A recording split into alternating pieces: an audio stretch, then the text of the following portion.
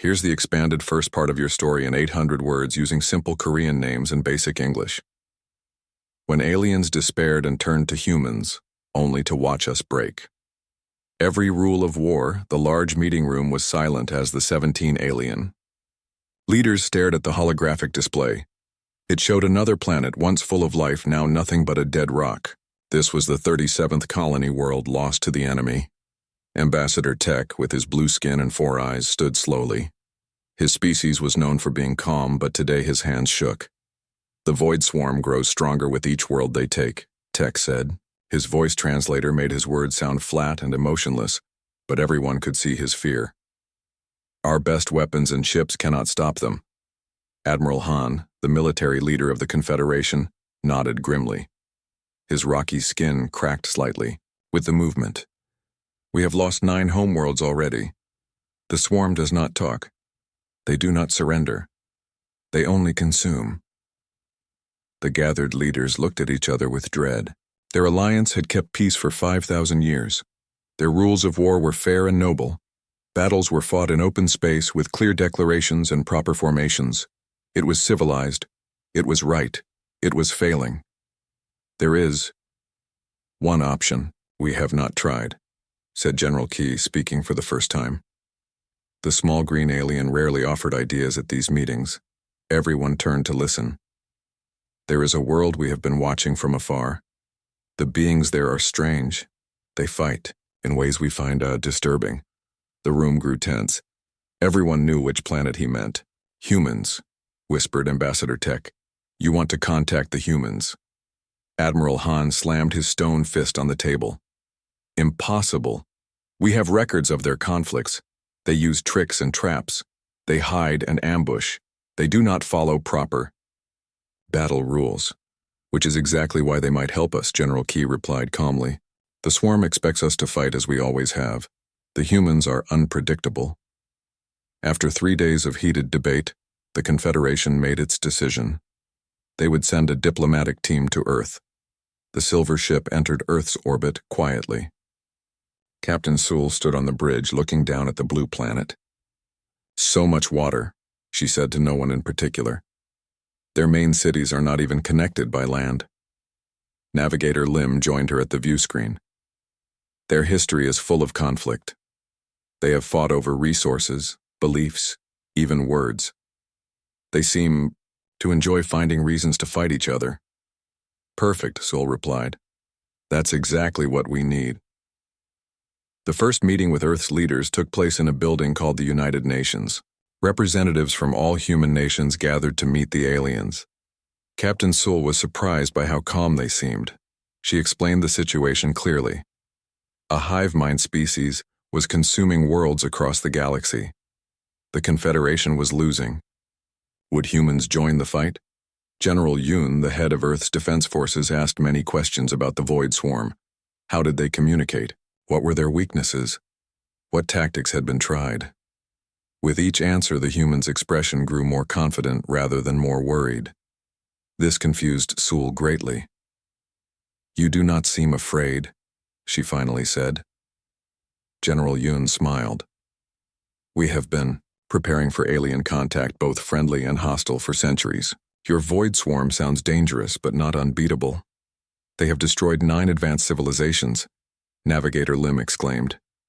Yes, but all those civilizations fought the same way, Yun replied. He pulled up a screen showing the battle footage Sewell had shared. Look here and here and here. Your ships always announce their presence. They always form the same patterns. They never use the environment to their advantage. Sewell blinked her 4 eyes slowly. That is proper battle conduct, General. Yun leaned forward. War isn't about being proper, it's about winning. The Earth leaders discussed among themselves for several hours. When they returned, their answer surprised the aliens. We will help you fight the Void Swarm, said General Yoon, but we will fight our way, not yours. Captain Sewell tilted her head. What does that mean? It means we won't follow your rules of engagement. We won't announce our attacks. We will use deception. We will set traps. We will study the enemy and exploit every weakness. The alien delegation was shocked. This went against everything their civilization stood for. That is not honorable, Navigator Lim protested. General Yun's face grew serious. Honor won't save your worlds. We've studied your footage. The swarm expects you to follow rules, that's why they're winning, but humans, we're good at breaking rules. Captain Sewell realized she had a choice. Maintain the Confederation's proud traditions and watch more worlds die, or accept these strange humans and their disturbing methods. How soon can your forces be ready? She asked. The silver alien ship arrived. At Earth's military headquarters 2 days after the initial meeting, General Yun led the alien delegation through secure doors into a large room filled with screens and maps. Captain Sewell and Navigator Lim followed, their 4 eyes taking in everything with careful attention. This is our war room, General Yun explained. We've been studying the footage you shared of your battles with the Void Swarm. He pressed a button, and a large screen lit up showing alien ships in perfect formation facing the chaotic mass of the swarm.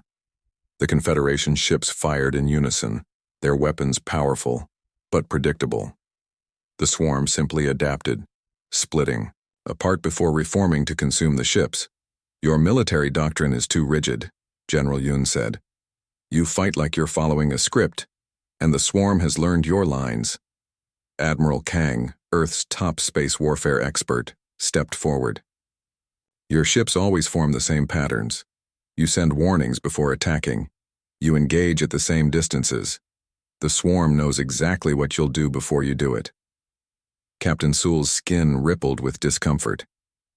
This is how civilized beings conduct warfare. We have followed these protocols for thousands of years. General Yun nodded respectfully. And that's why you're losing. The swarm doesn't care about your protocols. It only wants to consume and grow.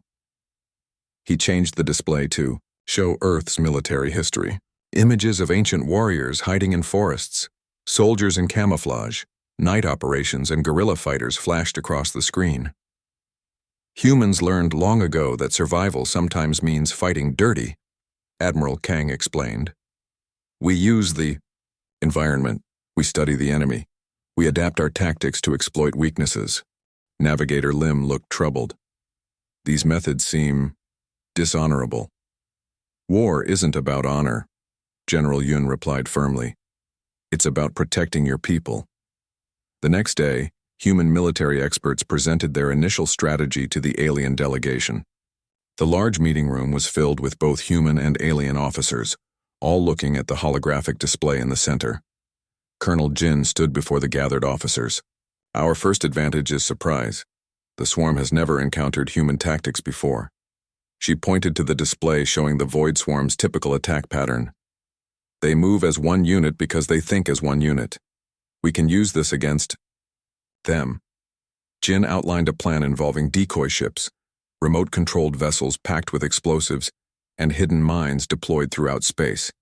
The alien officers shifted uncomfortably in their seats. These tactics violate the third principle of the Galactic Combat Code, protested Commander Co, an alien officer with purple skin. Proper forces must identify themselves before engaging. The swarm doesn't follow your code, Colonel Jin replied. Why should we limit ourselves when they don't?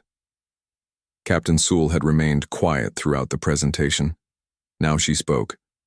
If we adopt these human methods, what becomes of our principles? Our civilization is built on order and honor. General Yun's face softened.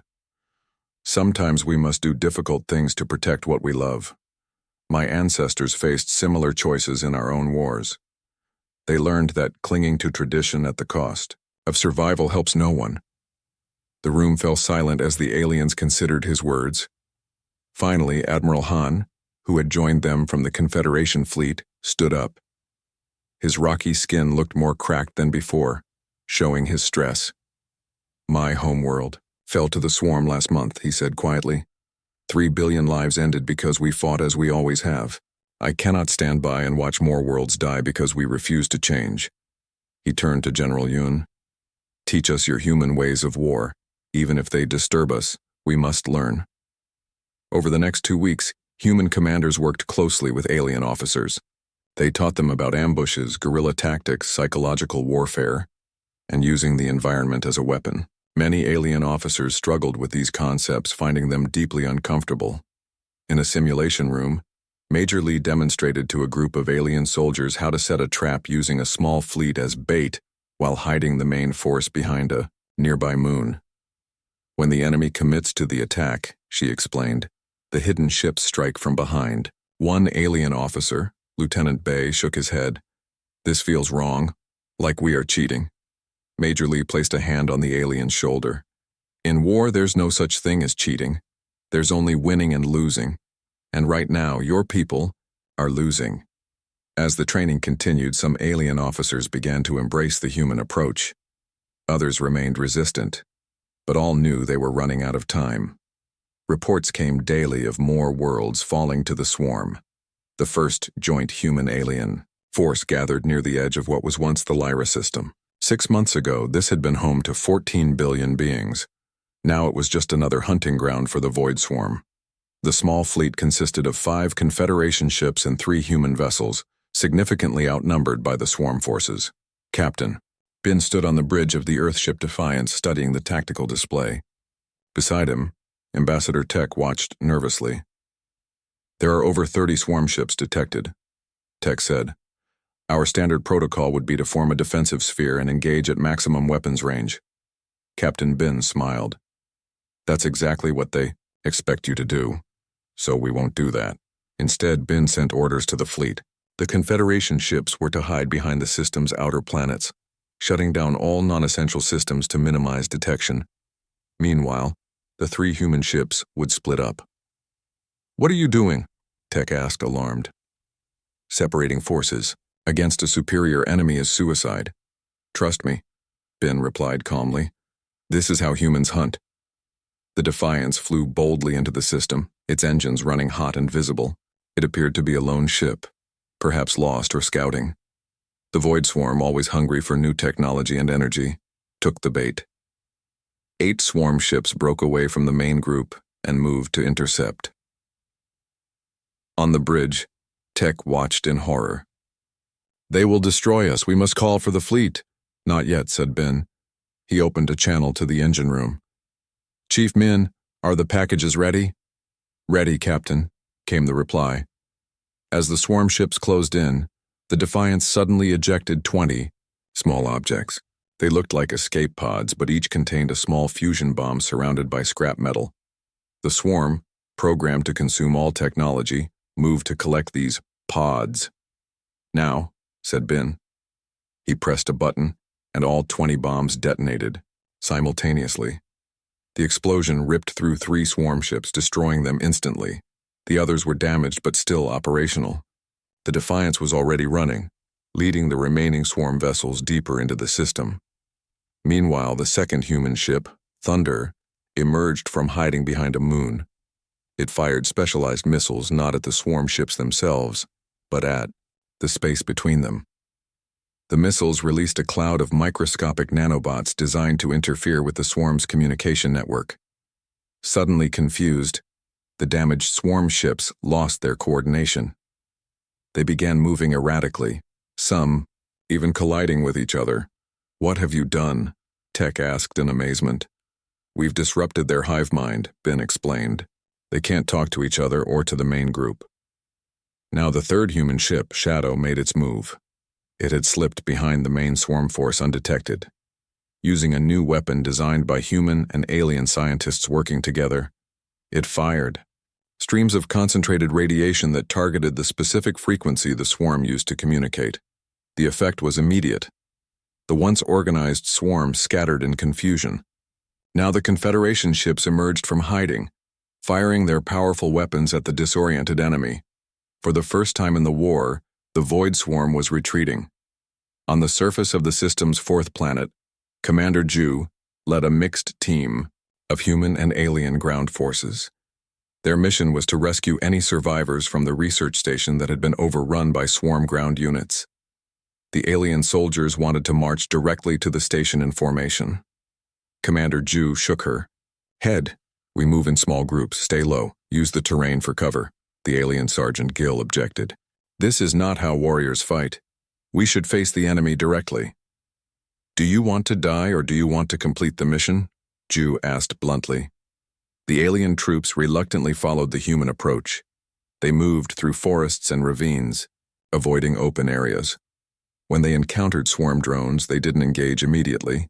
Instead, they set traps, using sound and heat to lure the drones into prepared killing zones. At the station, they found 12 survivors hiding in a sealed, underground room. The rescue team set up a diversion on the far side of the compound, several small fusion generators giving off energy signatures that the swarm couldn't resist. As the swarm units converged on the decoys, Ju's team moved quickly, extracting the survivors and retreating through their carefully planned escape route. Back on the Confederation command ship, Admiral Han watched the battle reports with a mixture of shock and hope. The human tactics, deceit, ambush, misdirection, went against everything he believed about honorable combat. Yet they were working. "Is this what war has always been for your species?" he asked General Yun, who had come to observe the operation. "War is ugly," Yun replied simply. "We learned long ago to save our honor for peacetime. In war, we do what must be done." For the first time in 2 years, the Confederation had won a battle against the Void Swarm. The cost of victory was not measured in ships or soldiers, but in principles abandoned. The news of the human victory spread quickly through the Confederation fleet. For the first time in years, there was hope. Admiral Han called an emergency meeting of all fleet commanders. The large command room was filled with alien officers, their different forms and colors creating a strange rainbow effect. In the center stood General Yun and Captain Bin. "The battle at Lyra was a success," Admiral Han announced. His stone-like face showed no emotion, but his voice carried pride. "The humans have shown us a new way to fight." Not everyone was pleased. Commander Rak, a tall insect-like alien, stepped forward. "These tactics violate our most sacred rules of war," Rak chittered angrily. "Using tricks and traps, hiding and striking from shadows? This is not how civilized beings fight." General Yun remained calm. "The swarm doesn't care about your rules. They only understand survival. Either adapt or die." The room divided into heated arguments. Many older officers agreed with Rak, unwilling to abandon traditions thousands of years old. Younger officers, especially those who had seen their homeworlds fall, sided with the humans. Admiral Han finally raised his hand for silence. "I have made my decision," he said firmly. "We will adopt human strategies across the fleet. All commanders will train with human officers to learn these new methods." On the research vessel Seeker, Dr. Kyo worked day and night in her laboratory. She had been studying samples of the Void Swarm for weeks, looking for weaknesses. 3 alien scientists worked with her, though they seemed uncomfortable with her methods. "You cannot be serious," said Dr. Moon, watching as Kyo injected captured swarm tissue with various compounds. "Creating a biological weapon violates the Galactic Science Ethics Code." "This isn't a normal enemy," Kyo replied without looking up from her microscope. "The swarm is more like a virus than a civilization. Sometimes you need a stronger virus to fight it." After many failures, she found something promising. The swarm communicated through a unique form of quantum entanglement. If they could disrupt this at the molecular level, they might be able to break apart the hive mind permanently. "This could destroy them completely," whispered Dr. Moon, looking at the test results. "It would be extinction. It's them or us," Kyo said simply. "Which would you choose?" Throughout the fleet, human officers trained alien crews in new tactics. On the battleship Guardian, Lieutenant Gam taught alien soldiers how to set ambushes. At first, they were reluctant, finding the concept dishonorable. But after watching simulations of their old tactics failing again and again, they slowly began to understand. "Think of it like hunting," Gam explained. "You don't stand in the open and challenge your prey, you study it, you learn its habits. Then you strike when it least expects." Captain Bin had been given command of a special strike force. 3 human ships and 7 alien vessels. Their mission was to target swarm supply lines. The swarm consumed raw materials from conquered worlds to build more ships and drones. If those supply lines could be cut, the swarm's growth would slow. Rather than attacking the heavily guarded supply ships directly, Bin had another plan. His forces planted fake distress signals on abandoned ships and stations along the supply routes.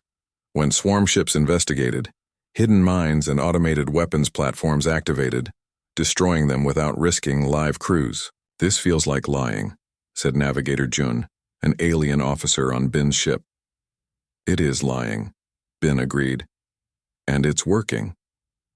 On the Confederation homeworld of Aurea, the Ethics Council met in emergency session. Reports of human tactics had reached them, and many were deeply troubled.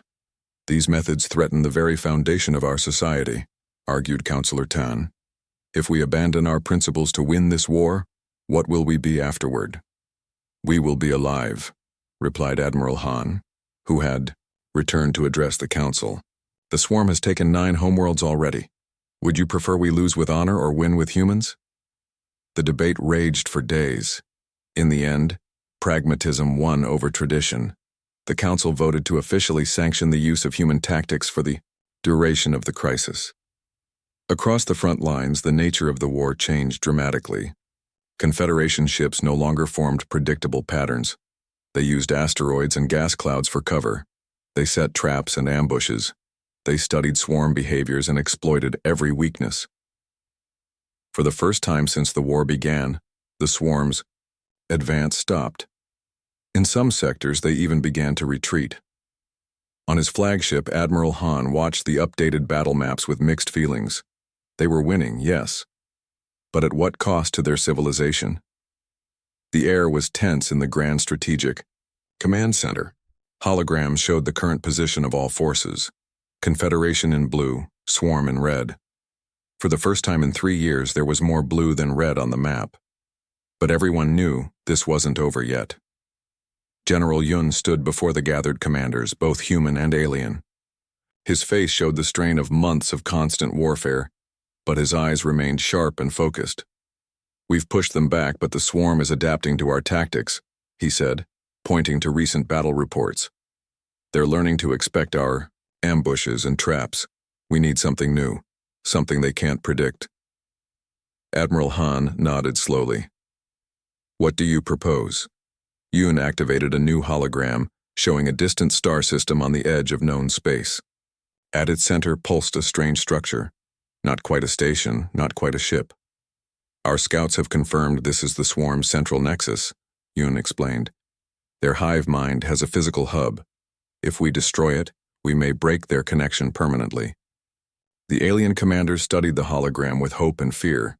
The nexus was deep in swarm territory, surrounded by thousands of ships. "It would be suicide to attack directly," said Captain Bin. "Even with our new tactics. That's why we won't attack directly," replied General Yun. He pressed a button and a new plan appeared, Operation Final Shadow. As the details unfolded, many alien commanders grew uncomfortable. The plan called for sacrifice on a scale they had never considered. Entire fleets would be used as bait. Volunteers would fly ships directly into the Nexus carrying Dr. Keogh's biological weapon. "This goes beyond breaking rules of war," whispered Commander Wu. "We're talking about sending our people to certain death. Volunteers only," Yun said firmly. "And yes, many will die, but if we succeed, we save trillions." After 3 days of heated debate, the plan was approved. The combined fleet gathered near a neutron star, using its radiation to mask their presence from swarm sensors. Captain Bin was given command of the main attack force, 50 ships that would draw the swarm's attention. Lieutenant Gam would lead the smaller strike team, just 5 ships that would slip through to the Nexus while the swarm was distracted. Dr. Keogh personally loaded her biological agent onto each strike ship. The small vials contained nanobots programmed to attack the unique quantum signals the swarm used to communicate. "Once this is deployed, it will spread through their entire network," she explained to the volunteer pilots. "There's no going back." The night before the mission, Admiral Han visited the human quarters. He found General Yun looking at pictures of Earth. "Your world is beautiful," Han said. "I hope to see it someday." "You will," Yun promised, "when this is over."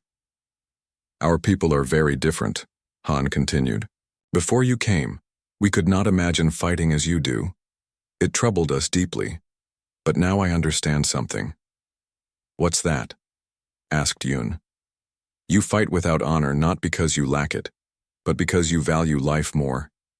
Your methods may seem cruel, but your purpose is kind. You break rules to save lives. The attack began at what humans would call dawn, though in space the concept had little meaning. Captain Bin's fleet charged directly toward the swarm's outer defenses, weapons blazing. It was the most direct attack they had made in months, completely opposite to the ambush tactics they had been using. The swarm responded predictably, sending hundreds of ships to intercept. The battle was fierce and losses were heavy on both sides. Bin's forces fought bravely, but seemed to be losing. Ground retreating toward a nearby gas giant. The swarm, sensing victory, pursued aggressively, exactly as planned. Their focus on Bin's retreating fleet left a small gap in their defenses. Lieutenant Gam's strike team slipped through, running dark with minimal power, approaching the nexus from below the system's planetary plane. When the swarm finally detected the strike team, it was too late. 3 of the 5 ships were destroyed before reaching their target, but 2 made it through, just enough. They crashed directly into the nexus, releasing Dr. Keogh's weapon into the heart of the swarm's collective mind. The effect was immediate and devastating. Across the battlefield, swarm ships suddenly lost coordination. Some froze in place, others flew in random directions. Many collided with each other. Captain Bin's remaining forces regrouped and pressed. The advantage, destroying the confused swarm ships one by one. Within hours, the battle was over. Within days, reports came in from across the galaxy. The swarm was collapsing everywhere, their hive mind shattered. 1 month later, the victory, celebration on the Confederation capital world, was subdued. They had won, yes, but the cost had been high.